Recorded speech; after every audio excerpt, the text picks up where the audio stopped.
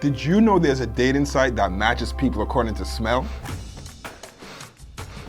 With no additional information, Smell.Dating sends you other people's clothes to sniff so you can find a true companion. And apparently that's all you need. The male odor dating service is based on the concept of pheromones, a chemical substance or smell typically released by mammals that can affect the behaviors of others within its species.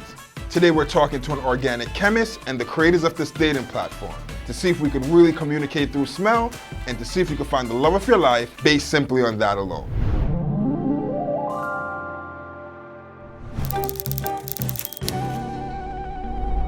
Some people definitely were still matched and together afterwards. I don't think we got any marriages. Not yet. Yeah. Fun fact, out of all of our senses, smell is the closest link to memory and emotion. A lot of social cues travel through our olfactory channel, and if lost, it can have psychological effects on your ability to maintain relationships. The loss of smell is called anosmia. The theory is people affected by the loss of smell miss out on certain social cues only detectable by the nose. This could cause them to feel socially awkward and less confident when pursuing new partners. Who knew your nose was so important? Utilizing the power of smell, Smell.Dating works by sending members a shirt that has to be worn for 3 days straight. Showers are encouraged, deodorant not so much, but no one is checking, so it's totally based on the honor system. When members send back their worn shirts, Smell.Dating cuts the underarm portion up into 10 pieces and sends them to prospective candidates. That's where the matchmaking happens. Smell.Dating relies solely on your smell signature. So other than the size of your shirt, they ask no additional questions. They don't even ask your sexual orientation.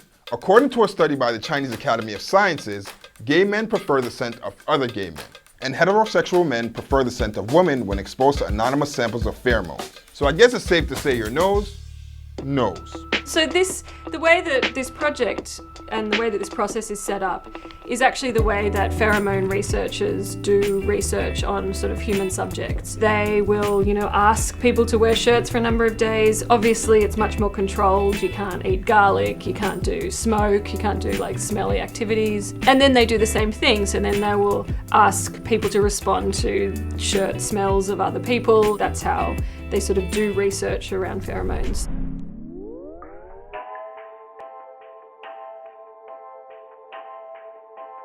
The term pheromone was officially coined in the 1950s when scientists discovered bombacol, a scent secreted by female silk moths to attract males.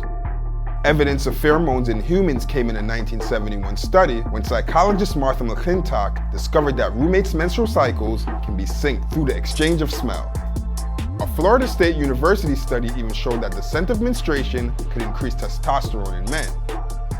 But as far as scent in relation to sexual attraction, researchers are still figuring out the chemical compound linked to that response. With regard to humans, our body odor may act in a pheromonal fashion, but not in a sexual attractive fashion. I mean, we have no proof that humans use or release sex attractant or releaser pheromones. We do have proof that humans have what's called primer pheromones. That is, odors emitted from one human can affect the reproductive status or the hormonal status of the recipient. If there is a human sex attractant, we haven't isolated it yet. There is good evidence that your own personal aura may be very important to your mate.